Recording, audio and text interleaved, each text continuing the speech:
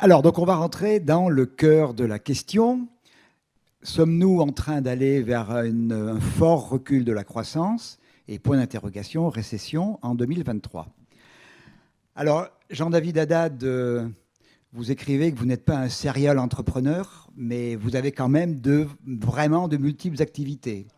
Professeur agrégé d'économie et de sciences sociales, journaliste, chroniqueur sur, je vous ai vu sur Bismart, peut-être sur d'autres, écrivain, je pensais que c'était 15 ouvrages, c'est 30 ouvrages, éditeur, donc vous avez 2 maisons d'édition, et vous avez quand même le temps de venir nous voir pour faire cette conférence.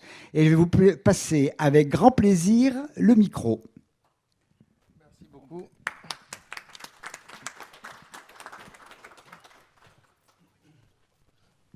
Comment? Oui. Je vais mettre d'abord votre PowerPoint. Oui, oui, allez-y, allez-y.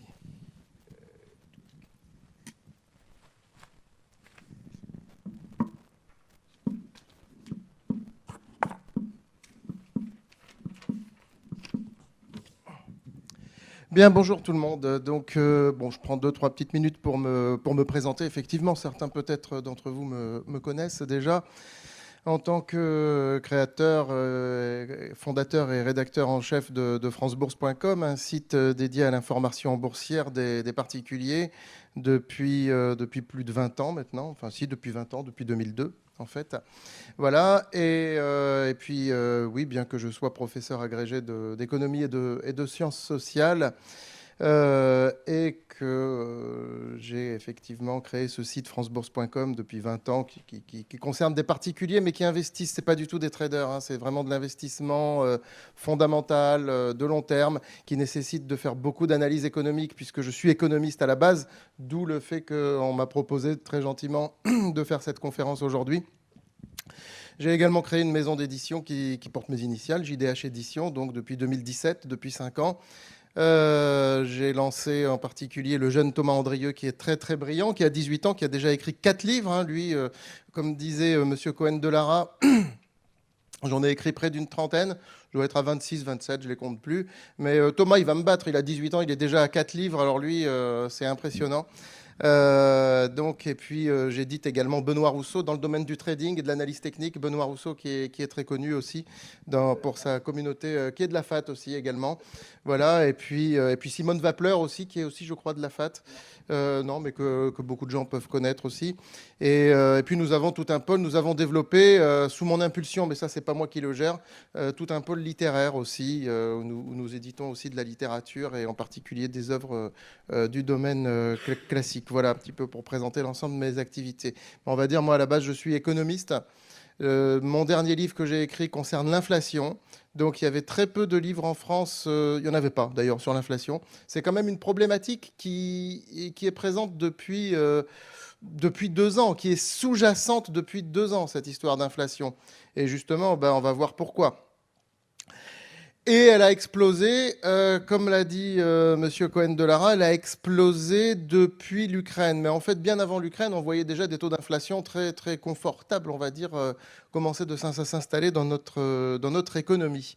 Et elle a vraiment explosé donc depuis la guerre en Ukraine. Donc depuis 1 mois, 2 mois, tout le monde ne parle plus que de ça. Et c'est à ce moment-là donc que j'avais commencé déjà à écrire depuis le début de l'année ce livre sur l'inflation et que j'ai sorti donc le mois dernier, au mois de mars. Donc c'est ce livre, Inflation, 9 vérités pour comprendre et s'adapter. Donc il est tout nouveau, hein, ça fait même pas 1 mois qu'il est sorti. J'en ai quelques exemplaires que j'ai amenés, que je me ferai un plaisir de dédicacer tout à l'heure. Alors c'est un livre assez court, hein, c'est pas un pavé, on n'est pas du tout dans le livre universitaire, on est vraiment dans le livre pour le grand public, pour comprendre l'inflation, ce que c'est vraiment, et puis comment s'adapter à l'inflation. C'est aussi important parce que bon, une fois qu'on a compris, il y a des solutions aussi pour s'y adapter à l'inflation. Voilà, j'ai également publié il y a 2 ans Face au monde d'après, donc un livre, un essai d'anticipation économique et sociologique sur ce qu'est le monde d'après. Hein. La couverture est très évocatrice de la manière dont j'imagine ce monde, avec des populations de plus en plus fliquées. Mais oui, c'est ce qui nous arrive avec des... Voilà. L'économie, rien de plus simple, c'est un de mes best-sellers que j'ai publié il y a 3-4 ans, donc qui démocratise l'économie. vraiment pour le grand public. Hein. J'écris beaucoup pour le grand public. Pour démocratiser l'économie, parce que les Français, on dit toujours, sont fâchés avec l'économie. Hein, voilà. J'essaye de les réconcilier. D'ailleurs, vous verrez que le ton de ma conférence reste orienté grand public. Hein, j'aime bien vulgariser les notions. C'est un petit peu ma marque de fabrique. Et puis, je me suis amusé très récemment à publier John Maynard Keynes et à le préfacer. Parce que Keynes n'est pas du tout le gros étatiste qu'on nous dit. Certains s'en servent dans les deux sens du terme. D'ailleurs, je vais en parler un petit peu des politiques keynésiennes tout à l'heure. Voilà, donc j'ai préfacé John Maynard Keynes. Ça, c'est un petit peu les livres. Voilà, l'inflation et Keynes, c'est très récent. Le monde d'après, c'était il y a 2 ans. Et l'économie, rien de plus simple, il y a 4 ans. Voilà pour une petite présentation. Voilà, j'en arrive donc au vif du sujet. Et en particulier, on va introduire le sujet. Alors, on m'a proposé le sujet suivant. Vers un ralentissement de la croissance, point d'interrogation, y a-t-il des risques de récession pour 2023 ? Alors, moi je reste assez scolaire, on va dire, dans mes développements. Moi, quand on me donne un sujet comme ça à traiter, j'aime bien définir les mots-clés du sujet, hein, comme je dis de faire à mes élèves. Voilà, d'autant plus que peut-être que vous savez tous ce qu'est la récession. Qu'est-ce que la récession? Qu'est-ce qu'un ralentissement de la croissance?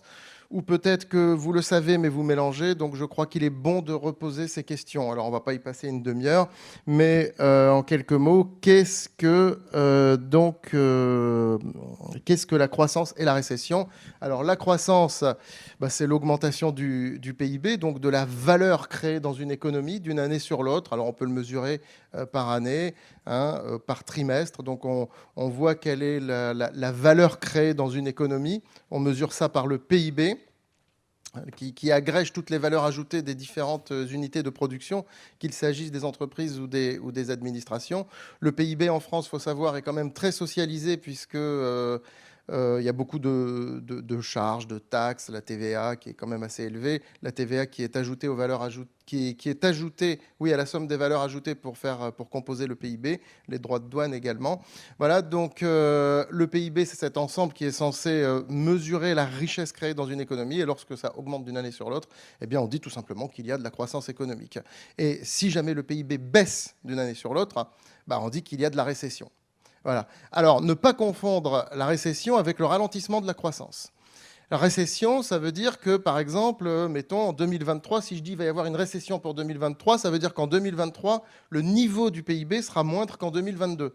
Par exemple, si en 2022, il est de 2400 milliards, je dis n'importe quoi, j'en sais rien de combien il sera, et qu'en 2023, il n'est plus que de 2300 milliards, il a baissé. Donc, il y a eu récession. Ralentissement de la croissance, ce n'est pas la même chose. Ralentissement de la croissance, ça veut dire que le PIB augmente, mais qu'il augmente moins vite que l'année d'avant. Ça voudrait dire que, par exemple, entre 2021 et 2022, il aurait augmenté de, je dis n'importe quoi, 6%, et qu'entre 2022 et 2023, il aurait augmenté de 4%, ce qui est encore très beau. Mais il y aurait un ralentissement de la croissance, hein, donc il augmenterait moins vite. Voilà, donc ça, c'est deux notions qui sont très importantes à poser, à comprendre. Et vous savez que le PIB, ces indicateurs de croissance, de décroissance, sont très, très, très regardés, très scrutés par toutes les institutions, que ce soit les banques centrales, que ce soit les banques, que ce soit les gouvernements, que ce soit la Banque de France, que ce soit tout ce que vous voulez, les grandes entreprises, bien sûr, et même les plus petites entreprises, quoique je connais beaucoup d'entrepreneurs de taille plus modeste qui n'ont pas le temps, ils me disent qu'ils n'ont pas le temps de s'intéresser à la chose, puisque moi, comme je vous l'ai dit tout à l'heure, je milite vraiment, c'est l'un des combats de ma vie, c'est d'essayer de faire comprendre l'économie aux Français, de les faire s'intéresser à l'économie, parce que beaucoup s'y intéressent pas du tout, ils comprennent pas justement, et après ils font des bêtises dans leur choix de vie quotidien ou dans leur incompréhension du monde qui nous entoure. Et beaucoup de chefs d'entreprise que je connais, d'entreprises assez modestes, disent j'ai pas le temps de m'y intéresser. Donc c'est un tort, parce que tout le marché d'une entreprise, quelle qu'elle soit, va dépendre plus ou moins, ça dépend du secteur d'activité bien sûr, mais va dépendre plus ou moins donc de cette notion de croissance économique. D'autant plus que, comme tout le monde regarde ces indicateurs, lorsqu'il commence à y avoir un ralentissement de la croissance économique, il y a une sorte de cercle vicieux qui se met en place. Justement, regardons ce cercle vicieux. Qu'est-ce qui se passe lorsqu'il y a une baisse de la croissance? Je ne parle même pas de récession pour le moment. hein, baisse de la croissance. Mettons qu'en 2023, le PIB augmente moins qu'en 2022. Qu'est-ce qui se passe? Les banques, elles vont commencer à prendre peur. Elles vont commencer à prendre peur, forcément. Pourquoi? Parce que s'il y a baisse de la croissance, ça veut dire qu'elles vont avoir peur qu'un certain nombre d'entreprises ne puissent pas rembourser leurs crédits. Des entreprises, des particuliers, donc elles vont prendre peur, les banques. Elles vont prendre peur. On ne parle pas de taux d'intérêt à ce stade, d'accord? On ne parle pas de taux d'intérêt. On est simplement sur des phénomènes des comportementaux, uniquement comportementaux. Donc, les banques vont prendre peur, elles vont octroyer moins de crédits, forcément.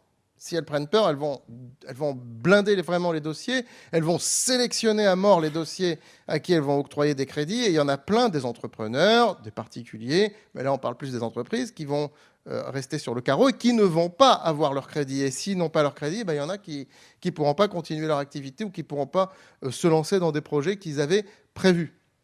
Donc vous voyez que forcément l'investissement sera en baisse, d'accord ? Puisque justement, il y a des projets qui ne pourront plus être menés à bien, vu que les entreprises n'auront pas les fonds pour les mener à bien. D'un autre côté, pareil pour les particuliers, hein, le particulier qui veut s'acheter une voiture, qui veut s'acheter un canapé ou qui veut refinancer des travaux dans sa maison, la banque va gentiment lui dire que ce n'est pas le moment, qu'il vaut mieux attendre un petit peu. Hein.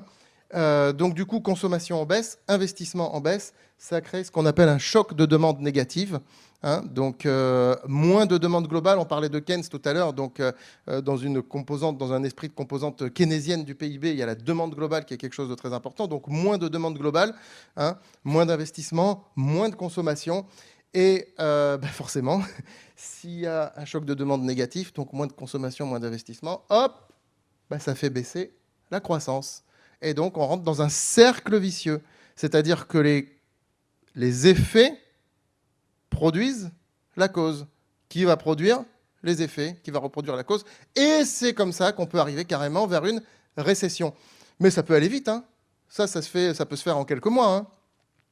Là, je vous dis le processus, c'est pas forcément en 5 ans, en 6 ans. Ça peut aller très très vite. Donc une baisse de la croissance, ce n'est jamais bon. Voilà. Quoi que nous en disent d'ailleurs, on m'a dit que j'étais libre de prendre des positions, mais c'est pas le but, hein, mais faire des petits clins d'œil des fois quand même, hein, si vous permettez.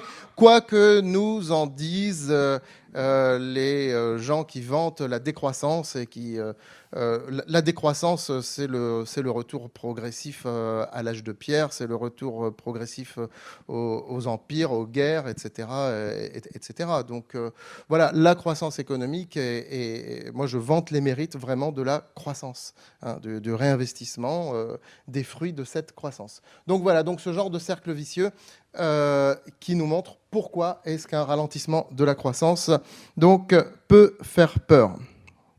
Alors d'autant plus, puisque bon, vous êtes aussi, si j'ai bien compris, tous des gens qui investissaient en bourse, hein, plus ou moins.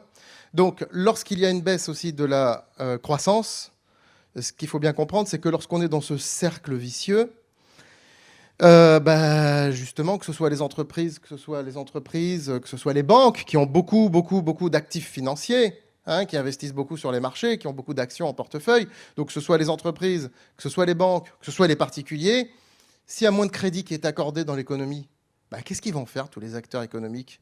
Ils vont avoir besoin de liquidités, donc ils vont vendre leurs actifs financiers, ils vont vendre leurs actions, surtout quand la bourse est à un niveau élevé, comme c'est le cas en ce moment, avec un CAC 40 à 6400, 6500 points.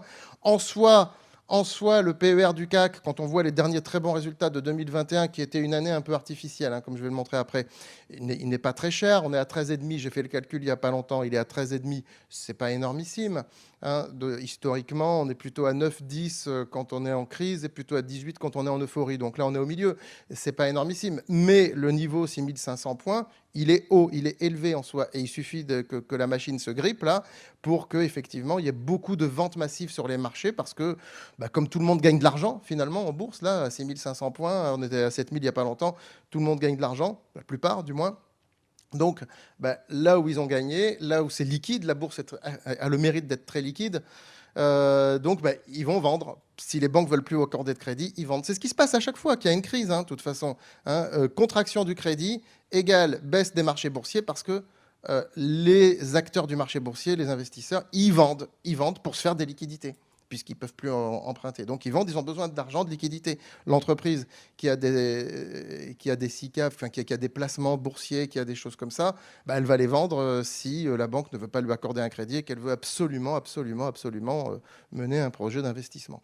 Voilà, donc voilà un petit peu pourquoi, lorsqu'il y a un ralentissement de la croissance, si vous voulez, il y a beaucoup de choses qui sont négatives et qui se déchaînent, on va dire, en même temps. Voilà. Tous les vents vont un petit peu dans le même sens et ça se passe mal, comme c'était le cas en 2008-2009. Voilà. Alors, aujourd'hui, donc, nous allons parler du contexte actuel. Donc là, je vous ai défini les concepts, je vous ai montré pourquoi c'est pas bon lorsqu'il y a un ralentissement de la croissance. Maintenant, on va essayer de concrètement répondre à la question qui est posée. Y a-t-il un risque de ralentissement en 2023 ? Et y a-t-il un risque de récession même, c'est la question qu'on va poser. Récession carrément en 2023, ce qui voudrait dire krach boursier, truc horrible comme on a vécu en 2008. Y a-t-il ce risque-là ? Alors, pour essayer de répondre à ça, on va déjà voir quelle est la situation actuelle, parce que 2023, c'est demain. Oui, on peut aller sur le slide suivant, quoique là, je vais en parler après de ça. Mais je vais en parler après, là, c'est un petit peu déconnecté du propos. C'est vrai que...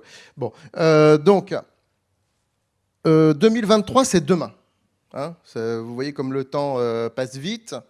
Hein, c'est impressionnant. D'ailleurs, plus on vieillit, plus il passe vite. Hein, puisque quand on a 50 ans, on passe 5 ans, c'est 10% de notre vie, alors que quand on a 20 ans, c'est un quart de notre vie. Donc forcément, on a l'impression que ça passe de plus en plus vite. Donc, le temps passe vite. 2023, c'est demain. Et demain, le demain, il a ses racines, ses pieds dans aujourd'hui.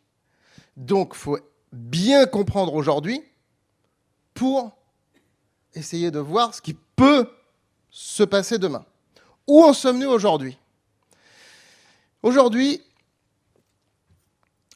on est en 2022, on n'a pas vu passer les dernières années avec le Covid. Il y a eu beaucoup de chamboulements qui se sont passés. Et on arrive aujourd'hui à une situation qui devient difficilement contrôlable. Parce que ce qui s'est passé, en gros, c'est qu'en 2020, il y a eu une récession. Le PIB a baissé de... J'ai plus les chiffres en tête, c'est 8%, je crois, quelque chose comme ça, 8%, 9% en France.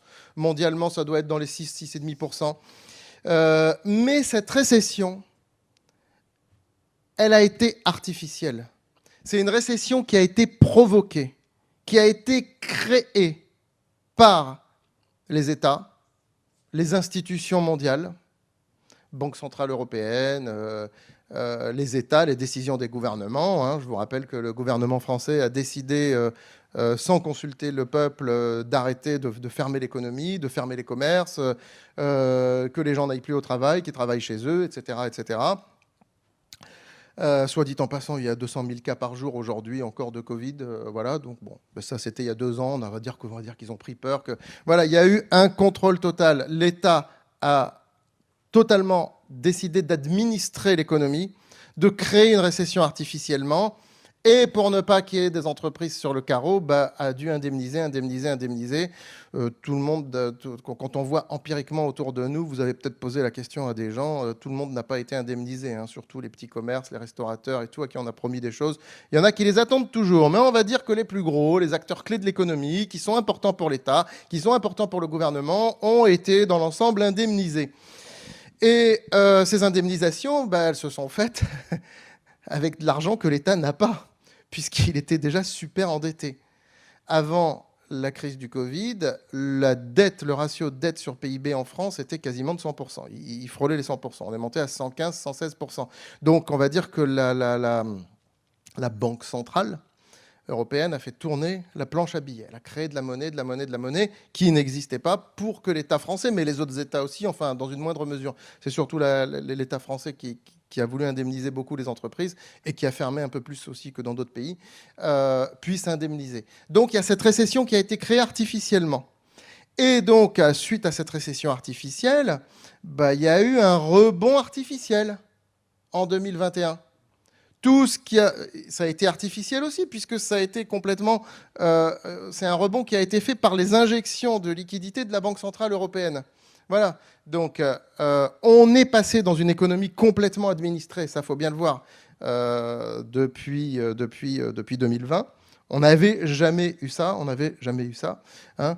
Et là, on est aujourd'hui dans cette situation. Donc, du coup, il y a eu une hausse énorme de l'endettement qui provoque un rebond artificiel du PIB en 2021, qui a provoqué un rebond artificiel du PIB en 2021. Cela dit, le PIB n'est toujours pas aujourd'hui arrivé à son niveau où il était avant le Covid, c'est-à-dire fin 2019. On est encore légèrement en dessous malgré le rebond qu'il y a eu en 2021, puisque l'ensemble de la baisse de 2020 n'a pas été rattrapé à 100% par le rebond de 2021. Donc, récession artificielle, rebond artificiel. Voilà, donc on va dire que la récession de 2020, parce que l'histoire montre que les crises ont tendance à se répéter, c'est des cycles, hein, ce sont des cycles. Hein. D'ailleurs, je parlais tout à l'heure de Thomas Andrieux, c'est l'un des seuls en France aussi, c'est ce qui m'avait plu quand j'avais reçu son manuscrit, c'est l'un des seuls en France à présenter cette théorie qui est une théorie finalement du temps circulaire, en gros que tout se répète. Hein, plus circulaire que linéaire. Donc, ça voudrait dire que les crises se répètent régulièrement selon des cycles qui sont bien orchestrés par, non pas par un deus ex machina, mais simplement par la répétition des comportements humains, en définitive. Et donc, il faut bien voir que cette crise de 2020 ne peut pas être considérée comme une vraie crise puisqu'elle a été créée artificiellement. Ce n'est pas une crise qui s'est faite naturellement, en définitive. Hein, voilà. Donc, du coup, on est toujours à la merci d'une récession qui puisse arriver à un moment donné, surtout après tout ça. Donc, nous avons basculé, comme je vous l'ai dit, dans un état gestionnaire, dans une économie administrée.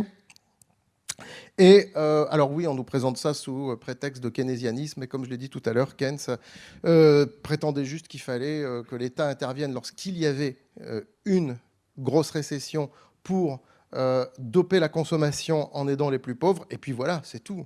Keynes, en période normale, voilà, je pense que Keynes aurait été offusqué bref, de tout ce qui se passe depuis quelques années, où l'État a complètement pris la mainmise sur l'économie. Aujourd'hui encore, d'ailleurs, en demandant à telle entreprise d'arrêter de faire du business avec la Russie ou autre. On peut pas laisser, comme si on pouvait pas laisser les entreprises, les chefs d'entreprise réfléchir en leur âme et conscience, quoi. Voilà. Donc, si vous voulez, tout ça a créé un énorme retour de l'inflation. Nous y sommes. Alors, elle était sous-jacente, l'inflation. Elle était sous-jacente. Ce qu'il faut bien comprendre, c'est que depuis des années, on nous dit qu'il n'y a pas d'inflation parce qu'il y a beaucoup de biens qui font partie de nos paniers de consommation qui sont déflationnistes. Je m'explique.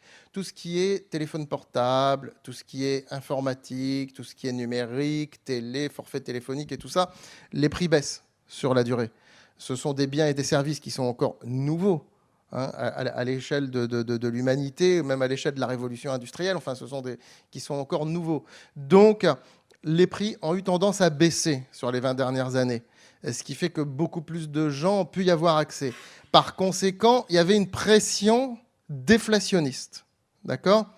Une pression déflationniste, une tendance, tous ces biens-là tiraient notre panier de biens de consommation, les prix de notre panier de biens de consommation, à la baisse. Et donc, on nous disait que, depuis toutes les années 2010, hein, que l'inflation, c'était 0,5% par an, des années où c'était 1,1, des années où c'était 0,3, des années où c'était... Dans la réalité, c'était un peu plus. Dans la réalité, c'était quand même un peu plus. On n'était pas dans une grosse période inflationniste, mais c'était un peu plus. Par exemple, si vous prenez le prix du tabac, je prends un exemple, il y a quand même, je crois, 30% de fumeurs en France.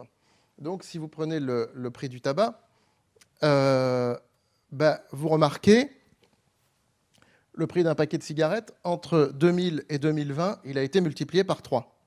Entre 2010 et 2020, il a été multiplié quasiment par 2. Eh bien ça ne rentre pas en compte dans l'indice de l'inflation. Eh non, parce qu'on dit les gens n'ont qu'à pas fumer. Ouais, mais bon, les gens n'ont qu'à pas fumer, il y en a 30% qui fument. Et pour qui c'est important de fumer ? Donc,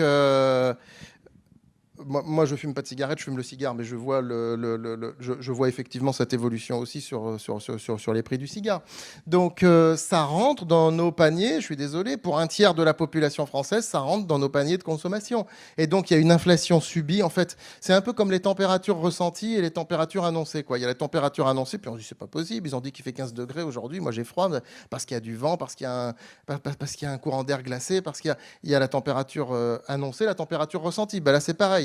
Il y a l'inflation annoncée officiellement et l'inflation ressentie, ce qu'on ressent nous-mêmes. Donc le tabac est un exemple, mais il y en a plein d'autres. Il faut savoir que le carburant, par exemple, qui a énormément augmenté, fait partie des indices de prix, mais à très petite dose. Et pour les gens qui se déplacent beaucoup, bah, ce n'est pas conforme. Finalement, l'indice d'inflation n'est pas conforme à leur mode de vie. Donc, on va dire qu'il y avait un petit peu plus d'inflation déjà sur les années 2010, globalement, inflation ressentie, inflation pour les gens dans notre quotidien, que ce qui nous était annoncé. Cela dit, il n'y a pas eu cette explosion de l'inflation, hein, qui, par contre, a commencé à partir du moment où la Banque centrale s'est mis à faire tourner à fond la caisse, la planche à billets. Parce que ce qu'il faut bien voir, c'est que l'inflation, il faut bien vous dire quelque chose, c'est que l'inflation, quand il y a une profusion de choses, ça perd de la valeur.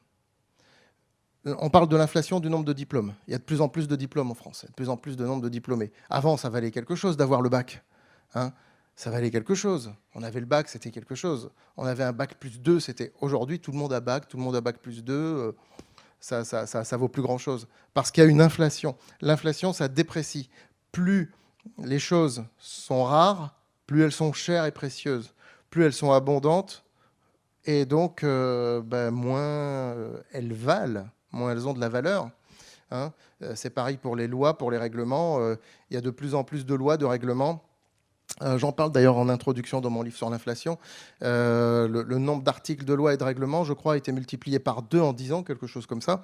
Donc, ce qui fait que c'est plus compliqué de les respecter tous, et puis d'autant plus qu'il n'y a pas assez de gens pour vérifier qu'ils soient respectés. Donc, l'inflation du nombre de lois et de règlements fait que la loi et le règlement perdent de la valeur, tout simplement. C'est pareil pour la monnaie.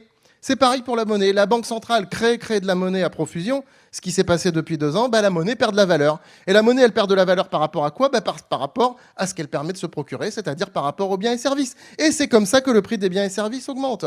Il y a toute une partie des économistes qui s'appelle l'école monétariste qui dit l'inflation n'est que monétaire.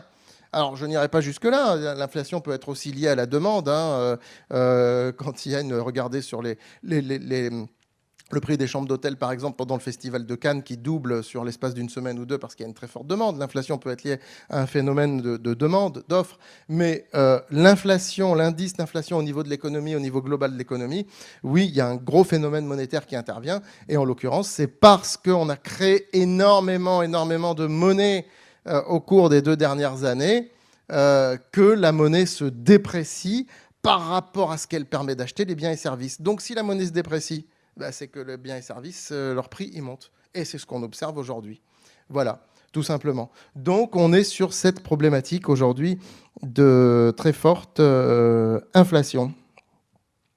Voilà, alors justement, maintenant qu'on a un petit peu parlé du contexte actuel, donc je répète, inflation et fort endettement des États, fort endettement des pays. La France est à 115% de dette par rapport au PIB. Le PIB, c'est à peu près 2300 milliards, donc ça veut dire que la dette est plutôt à 2700, 2800. Je n'ai pas le chiffre exact en tête, mais de toute façon, ça ne sert à rien de donner des chiffres exacts, il faut juste avoir des ordres de grandeur en tête.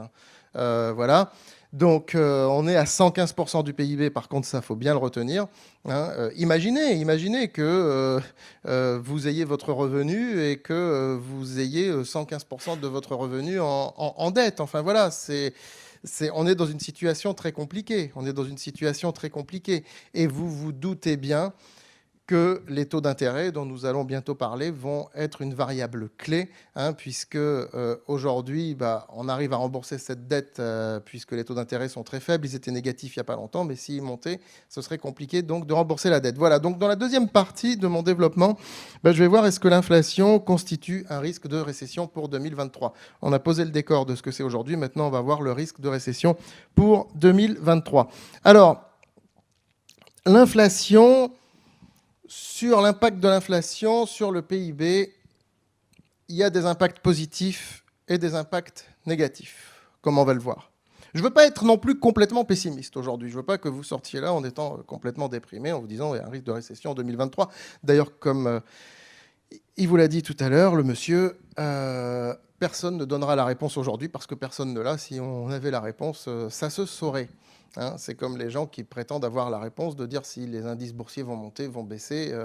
Ça se saurait. On peut sentir des tendances. Oui, on peut ressentir des tendances. Et des fois, on peut être dans la bonne tendance. Et des fois, on peut être à côté de la plaque. Ça arrive aussi. Et au fil des années, on s'améliore parce que quand on fait des erreurs de prévision, ben, on se dit, tiens, on s'est un petit peu planté là. Voilà, donc après, je vais vous présenter les éléments positifs de l'inflation par rapport au PIB. Donc par rapport à cette possibilité que l'inflation entretienne la croissance, et les éléments négatifs qui font au contraire que l'inflation peut induire un ralentissement de la croissance, puisque l'inflation est aujourd'hui le phénomène principal. Voilà, donc concernant les éléments positifs, alors ce qu'il faut bien comprendre, c'est que le PIB se mesure en valeur. Non, ça existe le PIB en volume aussi, hein, mais le PIB c'est en valeur, c'est monétaire un PIB. Le PIB, je vous dis, il est de 2300 milliards d'euros, c'est monétaire. Voilà, les valeurs ajoutées, c'est monétaire. Ce qui veut dire que l'inflation, elle se répercute sur le PIB, hein, sur une partie du PIB du moins. Voilà, si les prix des biens et services augmentent, alors c'est un peu plus compliqué parce que les entreprises, elles achètent aussi leurs matières premières. La valeur ajoutée mesure aussi le rapport entre la valeur ajoutée. C'est pas juste le chiffre d'affaires, c'est la valeur ajoutée que crée l'entreprise par rapport à ses prix d'achat des matières premières, par rapport au prix de vente. Mais il y a une partie, en tout cas, on ne va pas rentrer dans des détails techniques extrêmement compliqués, mais il faut savoir qu'il y a une partie de l'inflation qu'on retrouve dans le PIB. En gros, s'il y a 7% d'inflation sur l'année 2022, et on se dirige à peu près vers ça, il y aura peut-être un quart de cette inflation, je ne sais pas, moi, vu de nez comme ça, je dirais un quart de cette inflation qu'on va retrouver répercutée sur le PIB. Voilà. Donc, une hausse quelque part un peu artificielle, mais une hausse quand même du PIB grâce à l'inflation, puisque le PIB est monétaire. C'est plutôt positif, ça. C'est plutôt positif. Ça a plutôt tendance à nous montrer que, ma foi, il ne devrait pas y avoir de récession. Et ce qui est intéressant aussi, c'est que, justement, si le PIB augmente grâce à l'inflation, ça voudrait dire que le ratio dette sur PIB diminue mécaniquement à dette constante, si on produit pas, si la dette n'augmente pas plus vite que le PIB. Ouais. Voilà, il y a une simulation qui a été faite, c'est par la Banque de France, qui montre l'évolution de la dette publique en pourcent du PIB en fonction de l'inflation. Donc, je ne sais pas si ça va marcher, oui, ça marche. Donc, en année 0, on suppose qu'on est à 120%. Dette publique égale 120% du PIB. Avec une inflation à 1% par an, donc le ratio dette sur PIB, vous voyez qu'il reste stable, en supposant qu'on ne crée pas davantage de dettes. Enfin, si, on crée davantage de dettes, mais on n'en crée pas plus que l'année précédente. Autrement dit, il n'y a pas une croissance de la dette. Si on a créé 100 milliards de dettes l'année dernière en année N-1, on recrée 100 milliards de dettes en année N, 100 milliards en année N+1. En partant de ce principe-là, vous voyez la différence entre une inflation à 1% et une inflation à 5%.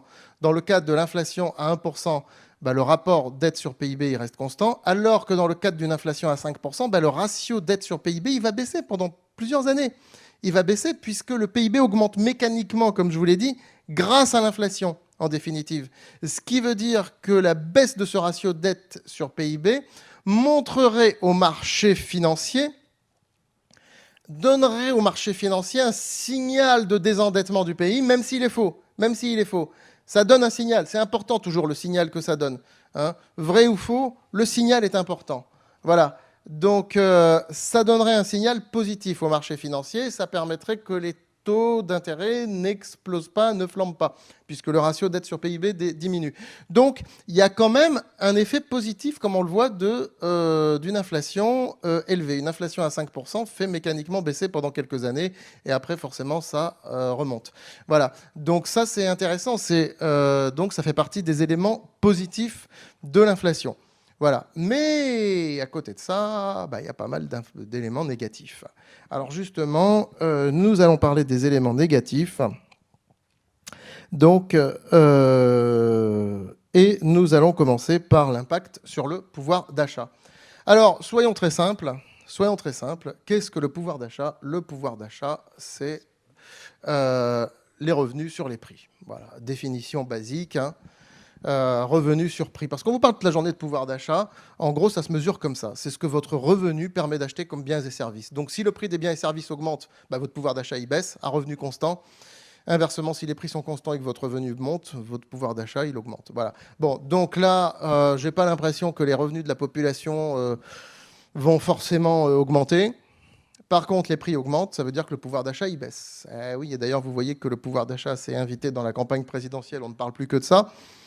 Il y a 2 mois, on parlait que du Covid. Il y a 1 mois, on parlait que de l'Ukraine. Maintenant, on ne parle plus que du pouvoir d'achat. Donc, c'est normal, les gens, ils s'inquiètent. Et en France, ils attendent toujours beaucoup, beaucoup de l'État. Et donc, ils attendent de voir qu'est-ce que les candidats vont leur proposer pour leur pouvoir d'achat. Donc, les prix augmentent, ça commence à être ressenti par tout le monde. Et les revenus, ils n'augmentent pas forcément. Donc, le pouvoir d'achat a tendance à baisser. Qu'est-ce qui se passe si le pouvoir d'achat baisse? Il se passe que vous allez acheter moins de biens et services, forcément. Vous allez privilégier les biens les plus essentiels. Vous allez peut-être aller moins en vacances. Vous allez peut-être moins de consommation superflue. Enfin, ça dépend des gens. Mais vous allez sacrifier certains pans de la consommation aux dépens du reste. Voilà, tout simplement. Donc, le pouvoir d'achat aura une tendance à baisser. Ça, c'est clair et net. Donc, effet négatif sur la consommation. Ensuite, ce qu'on peut dire, c'est que justement, comme on est dans une économie française, hein, les gens, je vous ai dit, ils attendent beaucoup des gouvernements. Là, vous voyez peut-être que dans la campagne, ils sont en train de parler d'augmenter le SMIC. Il y en a plein des candidats qui disent on va augmenter le SMIC. Alors, justement, il faut savoir en France que le SMIC est indexé sur l'inflation. En partie. Donc là, le 1er mai, le SMIC va augmenter de 2,5%. Donc c'est pour faire en sorte que le pouvoir d'achat des gens qui ont les plus petits revenus ne s'effondre pas, d'accord, qui suivent un petit peu l'inflation, mais l'inflation est de plus que 2,5%, comme on l'a dit tout à l'heure, mais que le SMIC s'adapte un petit peu, donc ça c'est positif. Mais d'un autre côté, c'est négatif aussi. Pourquoi? Parce qu'en augmentant le SMIC, eh bien, on va avoir un coût du travail qui va augmenter. Et la France est déjà un pays qui a un coût du travail particulièrement élevé. À cause du SMIC, à cause de l'existence d'un salaire minimum, à cause des charges sociales, hein, la France est un pays qui a un coût du travail particulièrement élevé. Donc là, on va encore l'augmenter. Ah, c'est la connexion? Ah, d'accord.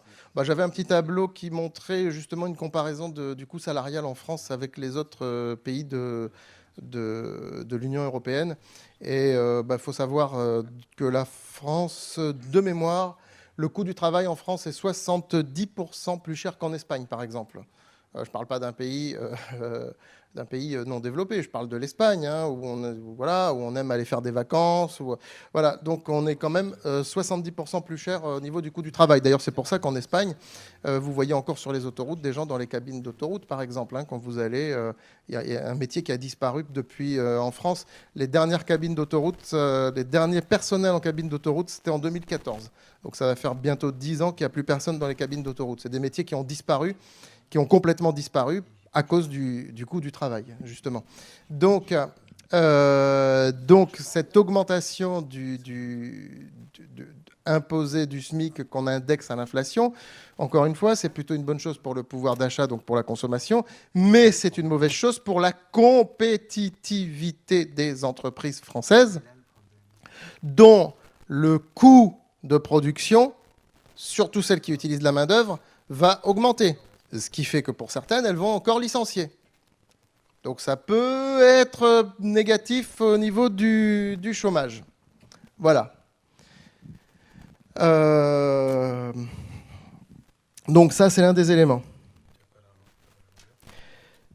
sur la compétitivité. Et surtout, on l'a évoqué, on l'a effleuré depuis tout à l'heure, et maintenant nous mettons le pied dans le plat, c'est sur les taux d'intérêt, bien sûr, que l'inflation va avoir un impact. Pardon. Et c'est reparti. Et c'est reparti. Bon, bah super. Bon, donc, oui, alors ça, c'était le coût du travail. Par contre, ouais, bon, je vais avancer parce que là, ça fait déjà 3/4 d'heure. Ça, c'était le coût du travail. Donc, pour vous montrer un petit peu, c'était en 2011 déjà, hein, mais ça n'a pas été dans le bon sens pour la France. Et j'ai pas trouvé de statistiques plus récentes. Hein, je suis désolé, j'ai cherché, j'en ai pas trouvé. Donc, dans l'industrie manufacturière, vous voyez que la France, par rapport, je vous disais, à l'Espagne, regardez, on est à 70% de plus, même par rapport au Royaume-Uni, je veux dire, qui est un pays développé, voilà, là, on peut dire on est sur un pays vraiment du même niveau de population, même niveau de développement économique, même niveau militaire, sûrement qui sont plus évolués que nous politiquement, par contre, bon. Avec un système je veux dire, institutionnel qui s'adapte beaucoup mieux à tous les contextes. Et vous voyez aussi que sur l'industrie manufacturière, c'est pareil. Enfin, c'est manufacturière et non manufacturière de mémoire. Là, il y a eu une petite erreur. C'est pareil, quoi. On est un des pays. Je veux dire, il n'y a que le Luxembourg finalement. Où le coût du travail est supérieur à nous. Et le Luxembourg, c'est essentiellement des services financiers.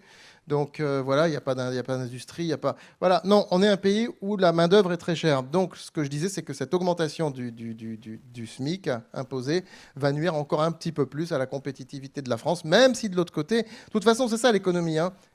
On fait une mesure. En économie, c'est ça, on fait une mesure. Il y a un impact positif, il y a un impact négatif. Qu'est-ce qui va dominer, l'impact positif ou l'impact négatif?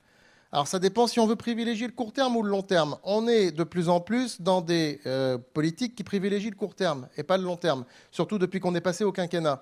Donc forcément, à court terme, on arrive à mettre des pansements sur les situations, mais à long terme, on met de plus en plus, pardonnez-moi, le pays dans la merde, quoi. Voilà. Bon, on avance. Donc je disais pour les taux d'intérêt. Pour les taux d'intérêt, ouais. Oui, je l'ai dit tout à l'heure que j'ai pas trouvé de chiffre plus récent. J'ai dit que j'ai pas trouvé de chiffre plus récent.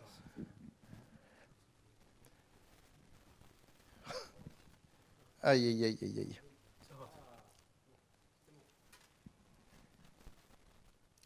Donc, la problématique de l'inflation est une problématique aussi qui va impacter les taux d'intérêt.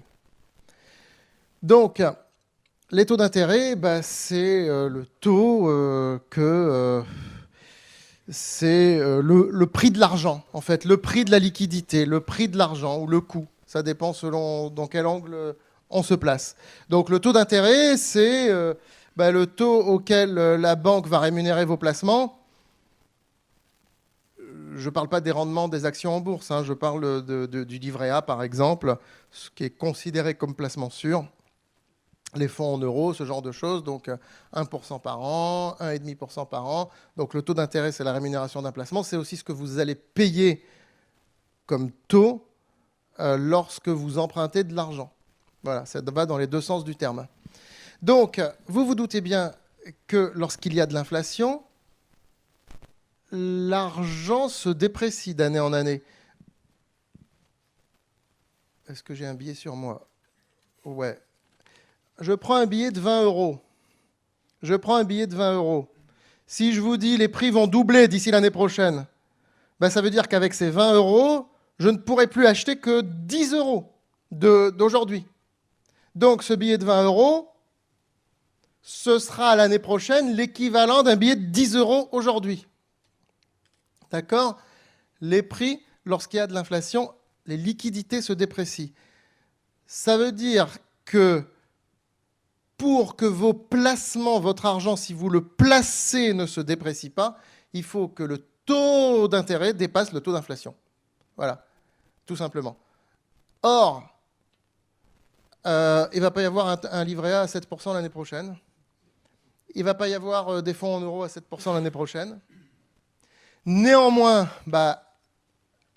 les banques, elles doivent réagir quand même, parce que l'argent se dépréciant, c'est très mauvais. Même placé, il se déprécie, vous vous rendez compte? Donc, aujourd'hui, on a parlé de la Réserve fédérale américaine qui va agir par rapport à l'inflation. On attend ce soir qu'elle réagisse. C'est à cause de ça que la bourse, elle baissait aujourd'hui. Elle était fébrile parce que la Réserve fédérale américaine a dit qu'ils vont durcir leur politique monétaire et qu'ils vont certainement augmenter leur taux d'intérêt. Donc, la bourse n'aime pas quand les taux d'intérêt augmentent, justement. Bon. Et donc, face à l'inflation, les banques centrales, à un moment donné, elles doivent agir pour augmenter les taux d'intérêt, puisque les taux d'intérêt de l'économie se fixent sur le marché pour la plupart. Je ne vais pas vous faire un cours sur les taux d'intérêt, mais bon, globalement, ils se fixent sur le marché pour la plupart. Mais à la base, ce sont les banques centrales. Donc, pour nous, c'est la BCE.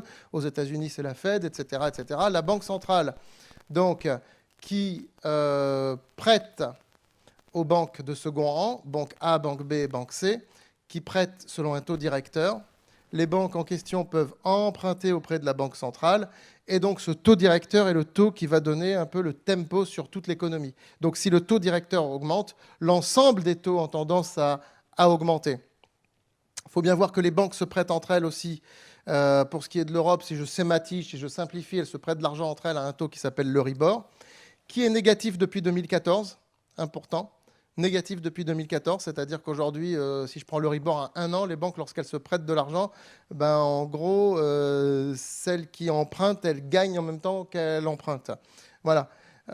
Mais c'est en train de changer, c'est en train de changer. Et ces taux vont aussi impacter les taux des obligations, qui sont très importants, puisque les obligations du Trésor, ce qu'on appelle les placements souverains, en fait, les obligations souveraines, donc des pays, ils sont sur un marché, là c'est sur le marché. Lorsque les taux augmentent, ça veut dire que le prix des obligations il baisse. Donc que lorsque la confiance dans un État elle baisse, le prix les obligations voient leur rémunération augmenter. Voilà. Donc, les banques se prêtent de l'argent entre elles, les banques prêtent et empruntent auprès de la Banque centrale, et puis les ménages et entreprises qui sont en capacité de financement, ils placent de l'argent à un taux d'intérêt que j'ai mis I1.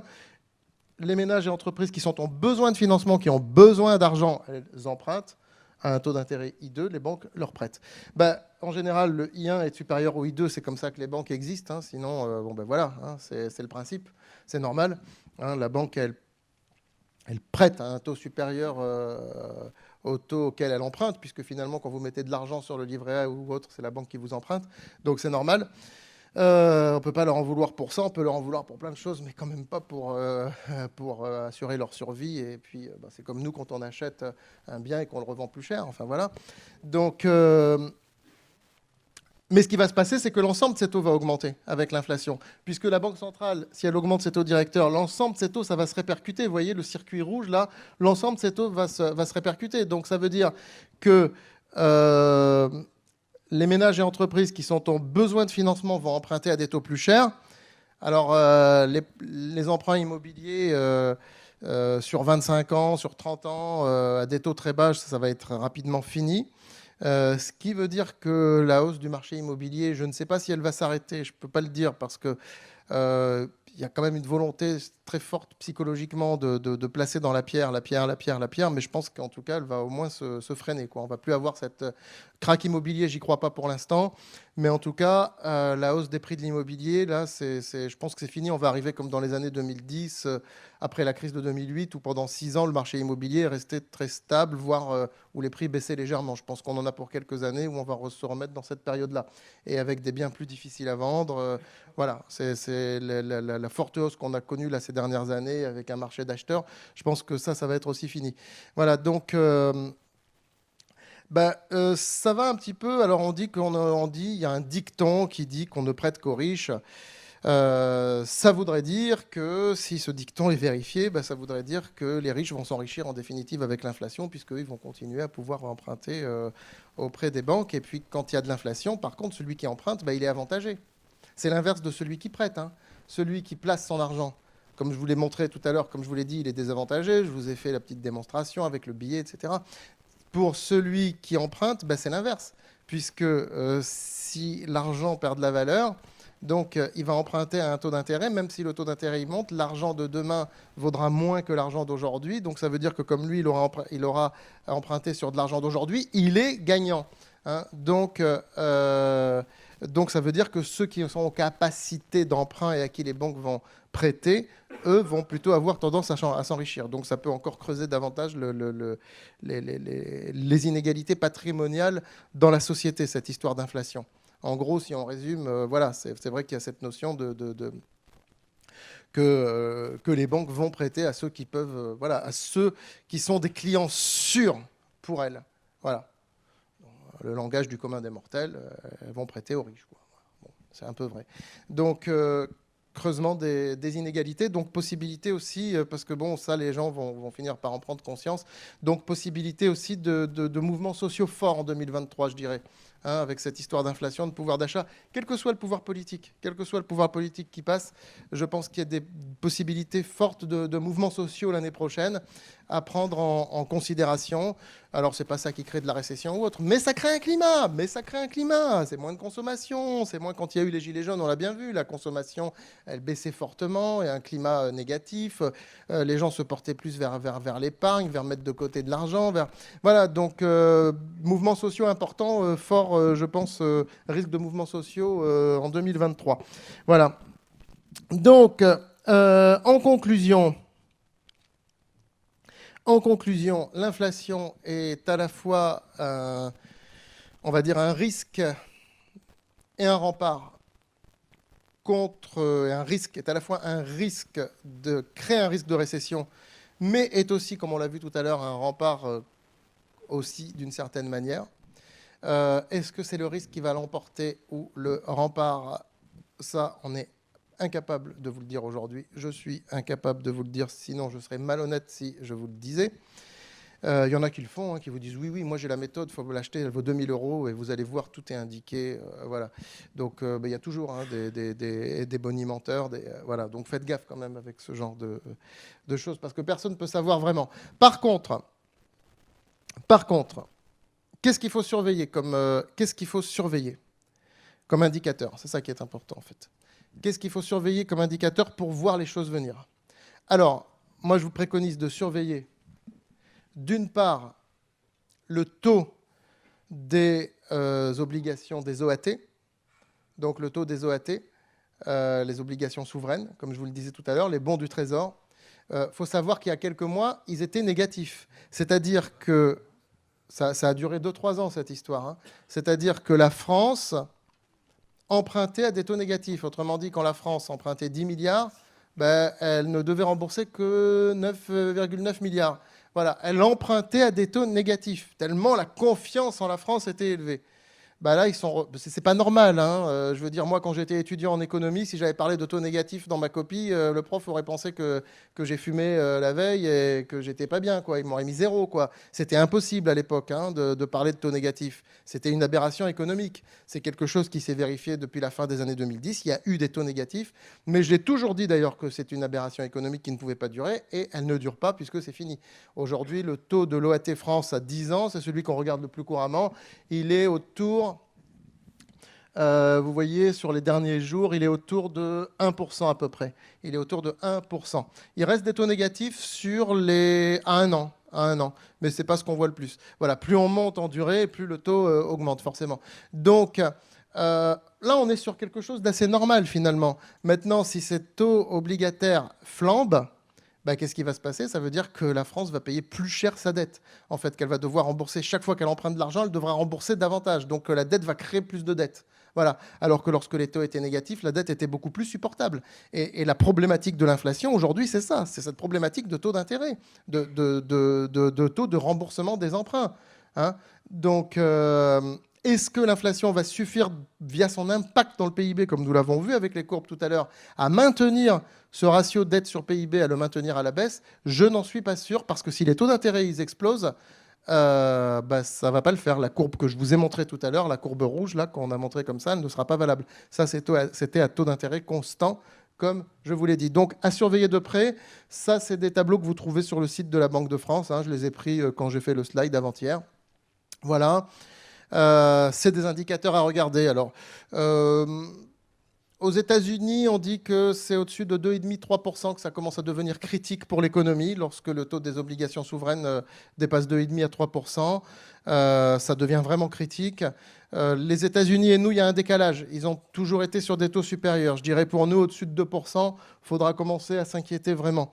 Il faudra vraiment commencer à s'inquiéter si vous voyez le taux des OAT 10 ans, je prends celle de 10 ans, c'est la plus connue, celle du milieu, dépasser les 2%. Voilà, il faudra commencer à s'inquiéter. Là, on augmenterait le risque de récession pour 2023. Avoir aussi un autre taux dont je vous ai parlé tout à l'heure, c'est l'Euribor. Alors l'Euribor, c'est le taux d'intérêt auquel les banques se prêtent de l'argent entre elles. Comme vous voyez, depuis l'année 2015, il est devenu négatif. Bon. Avant, il était positif, il n'était pas très élevé, il était à 1,2%. Donc là, vous voyez qu'il a fait, ça fait 8 ans qu'il est, enfin 6 ans en tout cas, qu'il est négatif. Il est descendu même jusqu'à moins 0,5%, et là, il est en train de remonter vers l'équilibre. Donc, c'est pas inquiétant. S'il devient légèrement positif, c'est pas inquiétant du tout. Par contre, s'il se met à flamber celui-là aussi, et qu'il dépasse les 1%, et qui monte très vite, c'est surtout sur ce taux-là, ce qui serait dangereux, c'est s'il monte trop vite.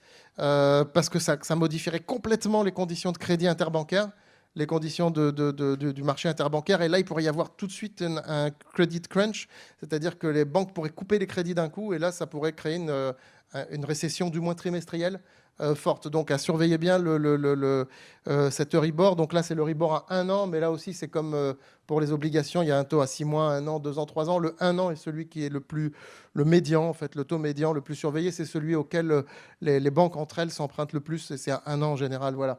Donc, il va passer positif, je pense, c'est une question de semaines. Voilà, depuis 2016, on ne l'aura pas vu positif. C'est pas malsain en soi, c'est pas malsain. Des taux négatifs, c'est pas normal, comme je vous l'ai dit tout à l'heure. C'est pas normal, ça n'a jamais existé, c'est pas normal.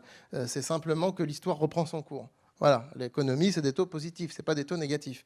Mais c'est surtout s'il flambe, quoi. S'il flambe d'un coup, quoi. S'il s'emballe d'un coup, que ce serait très mauvais pour l'économie, parce que là, on assisterait à un credit crunch, et les banques couperaient les crédits, les robinets d'un coup, et là, on aurait des entreprises qui font faillite, et on pourrait avoir une récession trimestrielle, quoi. Voilà. Voilà un petit peu des indicateurs, donc des indicateurs de taux que je propose de surveiller. Et en fonction de leur évolution, on peut estimer si le risque de récession augmente ou n'augmente pas. Voilà, je crois avoir fait le tour sur ce que je voulais vous dire. Ça a duré du coup un peu plus d'1 heure.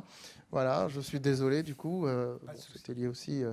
Voilà, écoutez, je vous remercie de votre attention et de certains visages approbateurs, curieux, intéressés.